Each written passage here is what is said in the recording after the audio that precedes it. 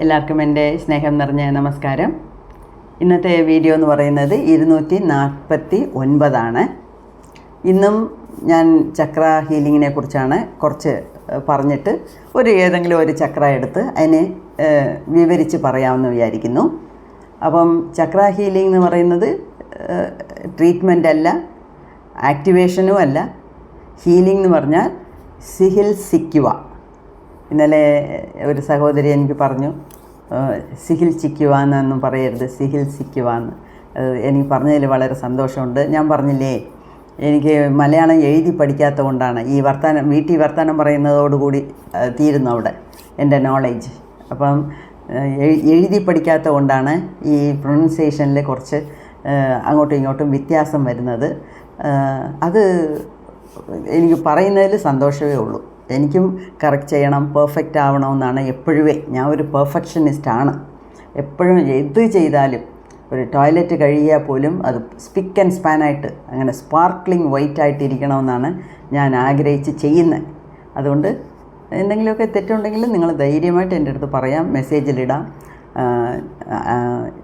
I am too happy to change for a better thing. Okay. അപ്പം chakra healing എന്ന് പറഞ്ഞാൽ ചികിത്സിക്കുക. Okay.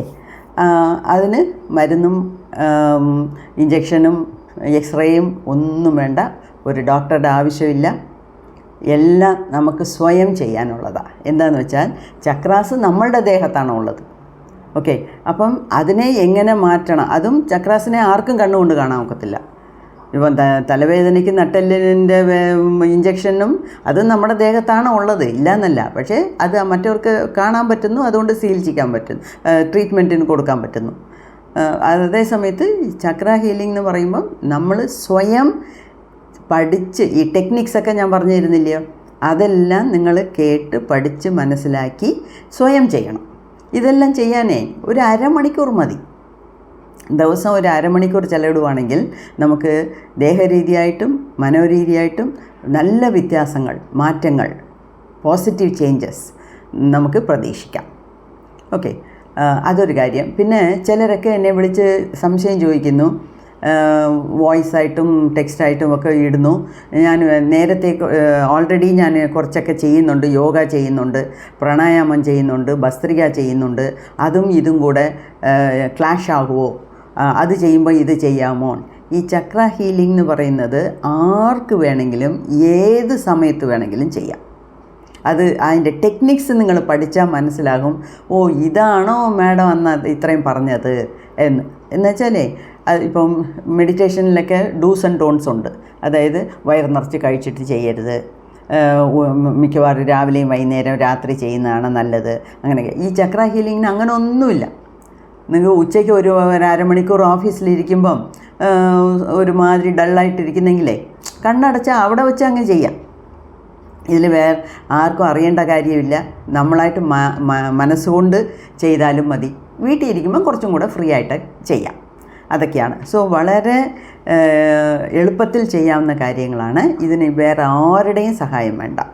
പിന്നെ നിങ്ങൾക്ക് ഈ ചക്ര ഹീലിംഗ് പഠിച്ചിട്ട് മറ്റവർക്കൊക്കെ പറഞ്ഞു കൊടുക്കാമോ എന്ന് ചോദിച്ചാൽ അത്രയൊന്നും ഇപ്പം ആയിട്ടില്ല. അപ്പോൾ കുറച്ച് നാൾ നിങ്ങൾ പ്രാക്ടീസ് ചെയ്യണം. പിന്നെ 1-2 ക്ലാസ്സൊക്കെ എടുത്തിട്ട്, അതായത് വീട്ടിലുള്ളവർക്ക് നമുക്ക് പറഞ്ഞു കൊടുക്കാം. അതിലൊന്നും തെറ്റില്ല. ഞാൻ ചെയ്യുന്നു, ഞാൻ 1 മാസം കൊണ്ട് ചെയ്യുന്നു, എനിക്ക് നല്ല വ്യത്യാസമുണ്ട്, അപ്പോൾ നീയും ചെയ്യും. നമ്മുടെ വീട്ടിലുള്ള ആൾക്കാർക്ക് പറഞ്ഞു കൊടുക്കാം. പക്ഷേ നമുക്ക് ഒരു വെളിയിൽ ട്രീറ്റ്മെൻറ്റ് എന്നുള്ള രീതിയിലൊക്കെ പോകണമെങ്കിൽ നമുക്ക് സർട്ടിഫിക്കറ്റ് വേണം. സർട്ടിഫിക്കറ്റ് ഇല്ലാതെ ചെയ്താൽ പ്രശ്നമാകും. ഓക്കെ. സോ ഇങ്ങനത്തെ ഡൗട്ട്സ് എല്ലാമാണ് ആൾക്കാർ ചോദിക്കുന്നത്. അപ്പോൾ ഞാൻ വിചാരിച്ചു അതിനെയും പൊതുവായിട്ടുള്ള ഒരു വേദിയിൽ അങ്ങ് പറയാമെന്ന് വിചാരിച്ചു. ഓക്കെ. അപ്പം ചക്ര ഹീലിങ്ങിൻ്റെ വീഡിയോ അയച്ചിട്ടുണ്ട്. നമ്മുടെ ചാനലിൽ അനൗൺസ്മെൻറ്റായിട്ട് ഇന്ന് ഇട്ടിട്ടുണ്ട്. അതിൻ്റെയും ഡിസ്ക്രിപ്ഷനിൽ ലിങ്ക് ഉണ്ട്. അപ്പം ലിങ്ക് ക്ലിക്ക് ചെയ്യുക, പേ ചെയ്യുക.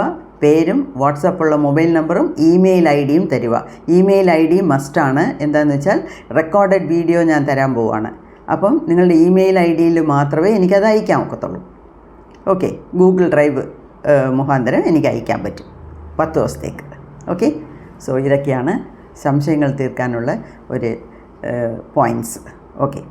അപ്പം ഇന്ന് നമുക്ക് അനാഹത ചക്രത്തിനെ എടുക്കാം. ഈ അനാഹത ചക്രം എന്ന് പറയുന്നത് എങ്ങനെ, എവിടെ സ്ഥിരീകരിച്ചിട്ടുള്ളത്? നമ്മുടെ നെഞ്ചിൽ. അപ്പം മനസ്സായിരുന്നാലും പ്രോമിസ് ചെയ്താലും സ്നേഹിച്ചാലും എല്ലാത്തിനും നമ്മൾ നെഞ്ചിനെയാണ് തൊട്ട് പറയുന്നത്. ഓക്കെ, അപ്പം നെഞ്ചിൽ ഉള്ള, നെഞ്ചിൻ്റെ നടുക്ക് ഉള്ള ചക്രയാണ് അനാഹത ചക്ര, ഹാർട്ട് ചക്ര എന്ന് പറയും ഇംഗ്ലീഷിൽ, because it is in the heart area.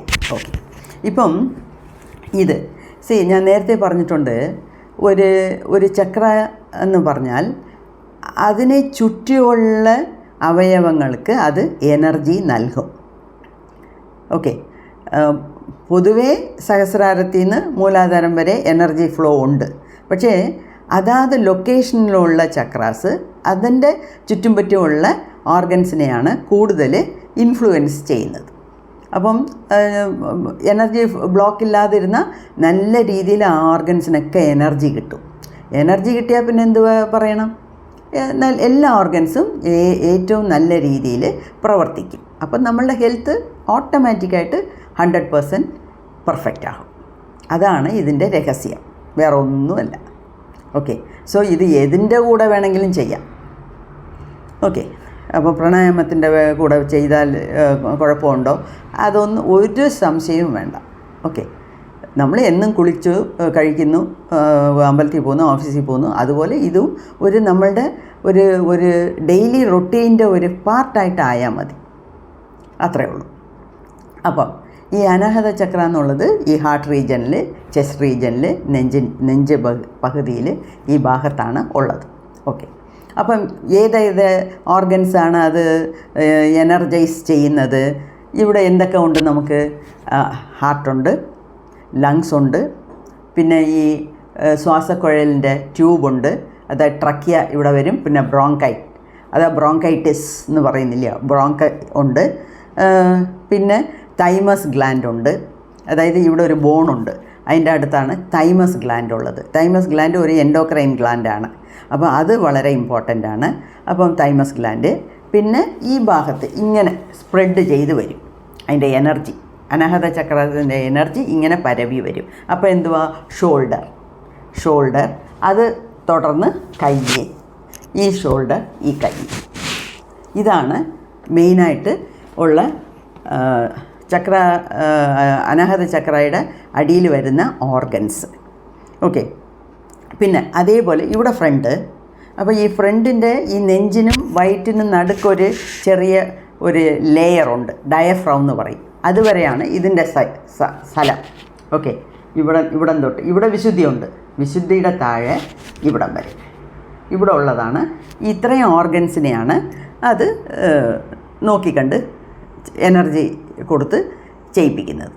Okay, പിന്നെ ഇതേ ഭാഗം പുറയിൽ, ഈ നെഞ്ചിൻ്റെ ഭാഗം പുറയിലും ആണ്. അപ്പം അപ്പർ ബാക്ക്, ഇപ്പം നമ്മൾ പറയുന്നുണ്ട് ലോവർ ബാക്ക് എന്ന് പറഞ്ഞാൽ മൂലാധാരമാണ്. എന്താണെന്ന് വെച്ചാൽ മൂലാധാര ചക്രമേ നട്ടെല്ലിൻ്റെ വാൽ പകുതിയിൽ അടിയിലുള്ളതാണ്. അപ്പോൾ ആ ഭാഗത്താണ് അതിൻ്റെ മേൽക്കോൽമ അവിടെ കാണിക്കും. ഇവിടെ അപ്പർ ബാക്ക് എന്ന് പറയുന്നത് ഈ അനാഹത ചക്രത്തിൻ്റെ കീഴിൽ വരുന്ന ഏരിയ ആണ്. ഓക്കെ, സോ ഇത്രയും ഏരിയാസാണ് അനാഹത ചക്രത്തിന് അടിയിൽ വരുന്ന ഭാഗങ്ങൾ.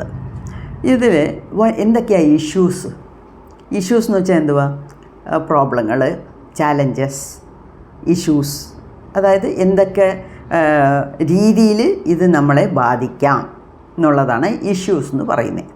അപ്പം എന്തൊക്കെയാണ്, ഹാർട്ട് സംബന്ധപ്പെട്ട അസുഖങ്ങൾ,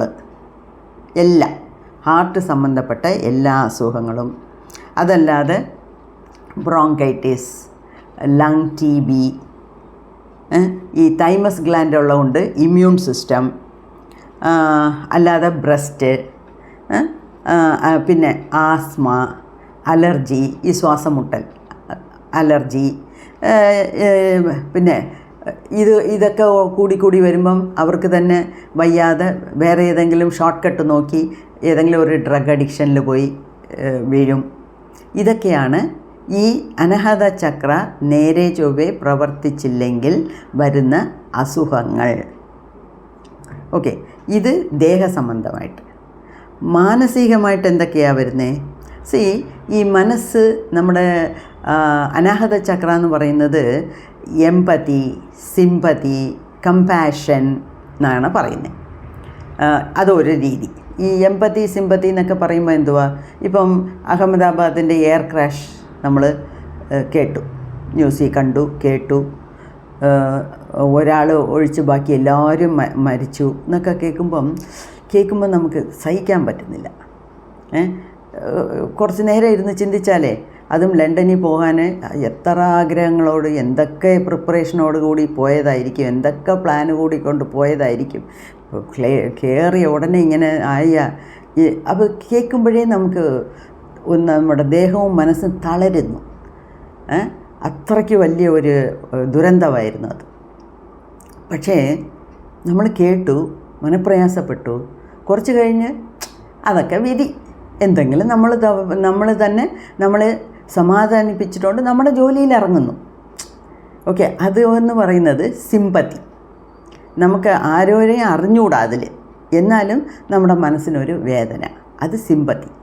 എമ്പതി എന്ന് പറഞ്ഞാൽ നമ്മളെ ചുറ്റുമുള്ള ആൾക്കാർ, അറിയാൻ വയ്യാത്ത ആൾക്കാരല്ല, നമ്മുടെ ഫാമിലിയിലുള്ളവർക്ക് എന്തെങ്കിലുമൊക്കെ മനസ്സ് പ്രയാസം വരുന്നു, ദേഹാസുഖം വരുന്നു, അതൊക്കെ നമ്മളെ വളരെ ബാധിക്കുന്ന ഒരു കാര്യമാണ്. അപ്പം സിമ്പതി വേണം, എമ്പതി വേണം, കമ്പാഷനേറ്റ് എന്ന് വെച്ചാലേ ഈ എന്തുവാ, ഒരു എല്ലാവരെയും സ്നേഹിച്ച് അണച്ചു കൊണ്ടുപോകുന്ന ഒരു സ്വഭാവം, കമ്പാഷനേറ്റ്. ഏതെങ്കിലും ഒരു ചെടി വാടിക്കിടന്നാൽ കൂടെ അയ്യോ പാവം, അതിന് വെള്ളം കിട്ടിയില്ല, അല്ലെങ്കിൽ അയ്യോ അതിനെ ആരോ പിഴുത് കളഞ്ഞു, നമുക്കതുകൊണ്ട് പ്രയോജനമുണ്ടോ ഇല്ലയോ എന്നല്ല നോക്കണ്ടേ, അയ്യോ പാവം ഒരു ജീവൻ പോയല്ലോ. നമ്മൾ റോഡിൽ പോകുമ്പം പട്ടികളൊക്കെ ചത്ത് കിടക്കുന്നു, കാക്ക ചത്ത് കിടക്കുന്നു, പൂച്ചാടി റോഡിൽ അടിപെട്ട് കിടക്കുന്നു, അതൊക്കെ കാണുമ്പോൾ നമുക്ക് വേദനയില്ലേ? അപ്പം എല്ലാ ചെടി മരം അങ്ങനത്തെ സാധനങ്ങൾ, അല്ലാതെ പ്രാണികൾ, അല്ലാതെ മനുഷ്യൻ, ഇവരെല്ലാവരെയും നമുക്ക് സ്നേഹിക്കാൻ അറിയണം. അതാണ് കമ്പാഷൻ. അയ്യോ പാവം, നല്ലത്, സന്തോഷം, സ്നേഹം, ഇരക്കം എന്ന് വെച്ചാലേ ഒരു സിമ്പതി. അയ്യോ പാവം, കാക്ക എങ്ങനെയോ ചത്താടി കിടക്കുന്നു, നമുക്കത് ഒരു മനപ്രയാസം. അപ്പോൾ ഇതൊക്കെയാണ് നല്ല ക്വാളിറ്റീസ്. ഇതൊക്കെ ഒരു മനുഷ്യനായ വേണം. അതുകൊണ്ടാണ് ഞാൻ ഇത്രയും സ്ട്രെസ് ചെയ്ത് തിരിച്ചും പറയുന്നത്. ഒരു മനസ്സുള്ളവനാണെങ്കിൽ, മനുഷ്യൻ എന്ന് പറയുന്ന കാരണം അവന് മനസ്സുണ്ട്. ഈ മനസ്സ് എന്ന് പറഞ്ഞാൽ ഈ മനസ്സിൽ നിന്ന് ഉള്ളിൽ നിന്ന് വരുന്ന ഫീലിങ്സാണ്, ഇമോഷൻസാണ്. അതൊക്കെ നമുക്ക് എപ്പോഴും വേണം, അല്ലെങ്കിൽ നമ്മൾ മനുഷ്യനായിട്ട് ജീവിച്ചിട്ട് യാതൊരു പ്രയോജനമില്ല. പിന്നെ സെൽഫ് ലവ്, അതാണ് അനാഹത ചക്രത്തിൻ്റെ ഒരു വലിയ ഒരു ഗുണം. എന്തുവാ? Self love. നമുക്ക് നമ്മളെ സ്നേഹിക്കാൻ അറിയണം. നമുക്ക് എന്ന് നമ്മളെ സ്നേഹിക്കാൻ തുടങ്ങുന്നോ അന്നേ നമുക്ക് മറ്റവരെ സ്നേഹിക്കാനുള്ള ഒരു ഗുണം കിട്ടത്തുള്ളൂ. ആദ്യം സ്നേഹമെന്ന് പറയുന്നത് ഇവിടുന്ന് തുടങ്ങണം, എന്നാലേ അത് മറ്റവരുടെ അടുത്തും കൂടെ ചേരാൻ പറ്റത്തുള്ളൂ. ഓക്കെ, അതാണ് ഫസ്റ്റ് സെൽഫ് ലവ്. പിന്നെ അത് വളർന്ന് വലുതായി യൂണിവേഴ്സൽ ലവ് ആൻഡ് ബ്രദർഹുഡ് എന്ന് പറയുന്നു, ഇല്ലയോ? അപ്പം അത്രയും വിശാലമായിട്ടുള്ള ഒരു നല്ല മനസ്സ് ഇല്ലെങ്കിൽ ഇതിൻ്റെ ഓപ്പോസിറ്റേ നടക്കത്തുള്ളൂ. അപ്പം ദേഹരീതിയായിട്ട് എന്തൊക്കെ അസുഖങ്ങൾ വരുമെന്ന് നമ്മൾ നോക്കി. അപ്പം മനസ്സിൽ എന്തൊക്കെ അസുഖങ്ങൾ വരും? എന്തുവാ? ഒരു കാരുണ്യമില്ല, സ്നേഹമില്ല, കാരുണ്യമില്ല, ഈ സിമ്പതി എമ്പതി എന്ന് പറയുന്ന ഒന്നുമില്ല. കമ്പാഷനേറ്റ്, ഒരു മറ്റൊരു കഷ്ടപ്പെടുന്നത് കണ്ടാലും കല്ലുപോലെ ഇരിക്കും, ഒരു അനക്കവും ഇല്ല. അങ്ങനെ അതൊക്കെയാണ് നെഗറ്റീവ് ഫീലിങ്സ്. പിന്നെ ജലസി എന്ന് വെച്ചാൽ അസൂയ. മറ്റവരൊക്കെ നല്ലതായിരിക്കുന്ന കാണുമ്പം അതിനെ കണ്ട് രസിക്കാനുള്ള മനസ്സ് നമുക്കില്ല. എന്നുവെച്ചാൽ നമുക്കതില്ലല്ലോ. പിന്നെ എങ്ങനെയാണ് വല്ലവൻ്റെ അടുത്ത് ഇരിക്കുന്നത് കണ്ടുകൊണ്ട് നമ്മൾ രസിക്കും, നമ്മൾ സമാധാനപ്പെടും.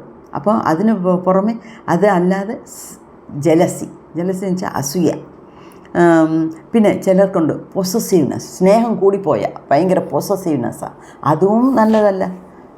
ഭാര്യ അവരുടെ ഭർത്താവ് എവിടെയെങ്കിലും അടുത്ത വീട്ടിലെ ഒരു പെണ്ണിൻ്റെ അടുത്ത് എന്തെങ്കിലും ഒന്ന് ചിരിച്ച് സംസാരിച്ചാൽ മതി, അന്നത്തെ ദിവസം പോക്ക് തൊലഞ്ഞ എല്ലാ കാര്യവും. അതേമാതിരി ഭർത്താവിനും സംശയരോഗം. എന്തോ എൻ്റെ ഭാര്യ എനിക്ക് മാത്രം, സത്യം തന്നെ. പക്ഷേ അതിന് വേറെ ആരെയും കാണരുത്, നോക്കരുത്, ചിരിക്കരുത്, സംസാരിക്കരുത് എന്നൊക്കെ പറഞ്ഞാൽ നോക്കുമോ? അപ്പം ഓവറായിട്ട് അത് പോകുമ്പം ഓവർ പൊസസീവ്നെസ് ആയാലും നല്ലതിനല്ല. ഇടം വലം തിരിയരുത്, അങ്ങനെ പോകണം, അങ്ങനെ വരണം, എൻ്റെ അടുത്ത് മാത്രമേ സംസാരിക്കാവൂ, വേറെ ആരടുത്തെങ്കിലും അതൊക്കെ വന്നേ ഭാര്യയും ഭർത്താവിൻ്റെ ഇടയിൽ മാത്രമല്ല, ഈ ലവേഴ്സിൻ്റെ ഇടയിലും അങ്ങനെ. കോളേജിൽ പഠിക്കുമ്പം, സ്കൂളിൽ പഠിക്കും, നീ എന്തിനാ അവൻ്റെ കൂടെ സംസാരിച്ചേ, നീ എൻ്റെ ആളല്ലേ, ഇങ്ങനെയൊക്കെയാണ് സംസാരങ്ങൾ. അങ്ങനൊന്നും ചിന്തിച്ചിട്ട് കാര്യമില്ല, അത് തെറ്റ്. ഓക്കെ. പിന്നെ പുവർ ബൗണ്ടറീസ് എന്ന് വെച്ചാൽ അതായത് ആർക്ക് എവിടെ ഏതുവരെ സ്ഥാനം കൊടുക്കണമെന്ന് നമുക്കറിയണം.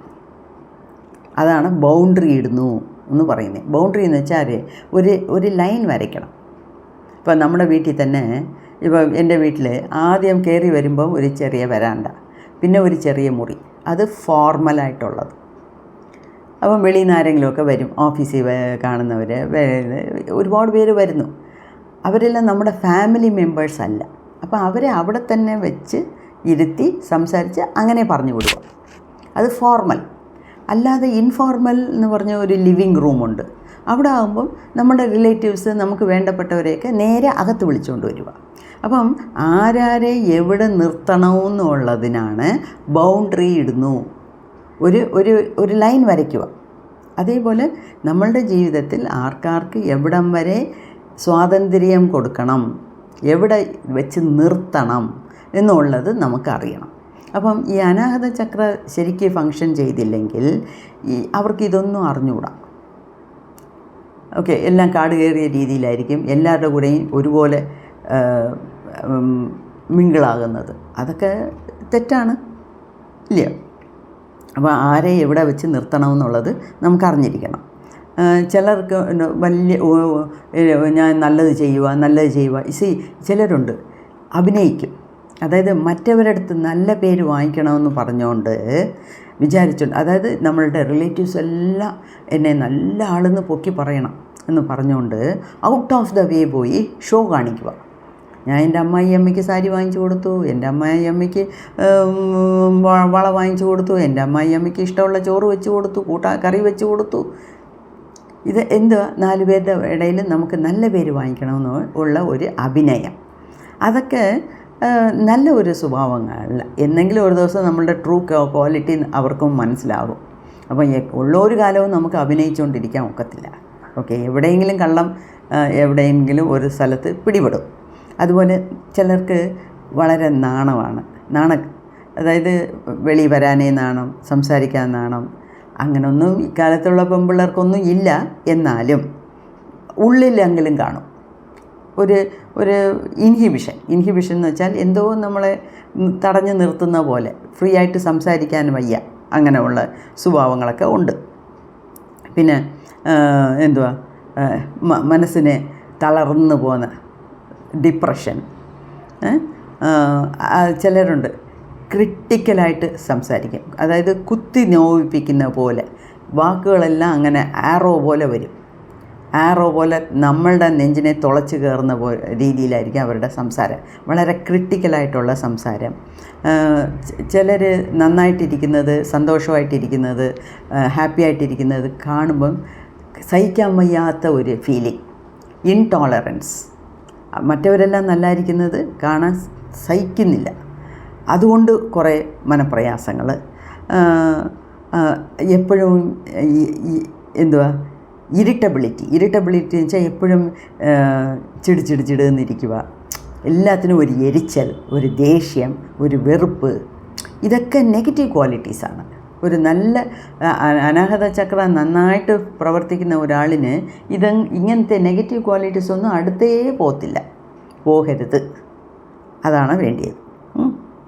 അതുമാത്രമല്ല, ഞാൻ നേരത്തെ പറഞ്ഞിട്ടുണ്ട്, വളരെ ഇമ്പോർട്ടൻ്റ് ആയിട്ടുള്ള ഒരു കാര്യമാണ് ക്ഷമിക്കുക, മറക്കുക. ഫർഗിവ് ആൻഡ് ഫർഗെറ്റ്. ക്ഷമിക്കുക, മറക്കുക. ഇത് അനാഹത ചക്ര നന്നായിട്ടില്ലെങ്കിൽ ആ സ്വഭാവം കാണുകയില്ല.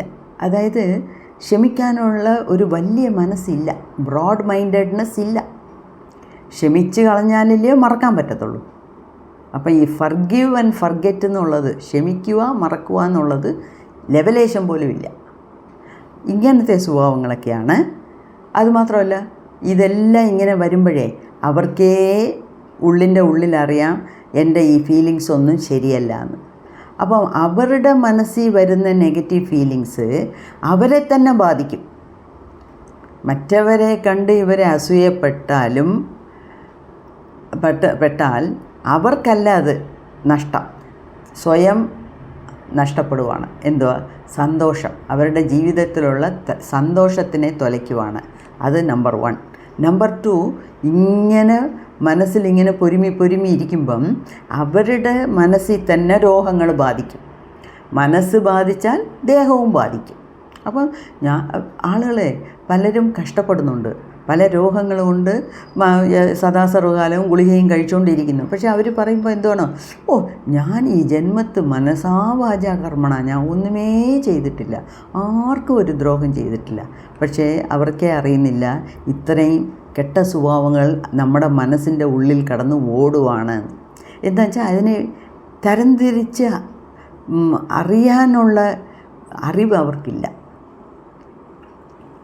ഞാൻ വിചാരിക്കുന്നതെല്ലാം ശരി, ഞാൻ ചെയ്യുന്നതെല്ലാം ശരി, ഞാൻ ആർക്കും ഒരു ദ്രോഹം ചെയ്തിട്ടില്ല, എനിക്കെന്തിനാ ഇങ്ങനെ അസുഖം വരുന്നത്, ഒന്ന് മാറി ഒന്ന് വന്നുകൊണ്ടിരിക്കുന്നു, 6 മാസം കൊണ്ട് വീടായി ഹോസ്പിറ്റലായി, ഇതേ ജോലി. എന്തുകൊണ്ട്? നമ്മുടെ മനസ്സിൻ്റെ ചിന്ത ശരിയല്ല. മനസ്സിൻ്റെ ചിന്ത നന്നായിരുന്നാൽ മാത്രമേ മനസ്സ് നന്നാവത്തുള്ളൂ. മനസ്സ് നന്നായാലേ ദേഹം നന്നാവത്തുള്ളൂ. അല്ലെങ്കിൽ നമ്മുടെ ഈ നെഗറ്റീവ് ഇമോഷൻസും ഫീലിങ്സും ഒക്കെ നമ്മളെ അങ്ങ് ഒന്നുമില്ലാതാക്കി കളയും. അപ്പം ഇതൊക്കെയാണ് അനാഹത ചക്രയുടെ നന്നായിലിരുന്നാലുള്ള നല്ല ഗുണങ്ങളും അത് നന്നായിട്ട് പ്രവർത്തിച്ചില്ലെങ്കിൽ ഉള്ള അസുഖങ്ങളും. ഒരുപാട് വളരെ ഇതായിരുന്ന ഈ ഹൈ പൊസസീവ്നെസ് അതൊക്കെ വരും, അതും അത്ര നല്ലതല്ല. അപ്പം എല്ലാം നല്ല രീതിയിൽ അതിനെ മീഡിയമായിട്ട് വെച്ച് ഓപ്റ്റിമം ലെവലിൽ അതിനെ വർക്ക് ചെയ്യിപ്പിക്കുന്നതാണ് ചക്ര ഹീലിങ്ങിൻ്റെ ഒരു മെയിൻ ഉദ്ദേശം.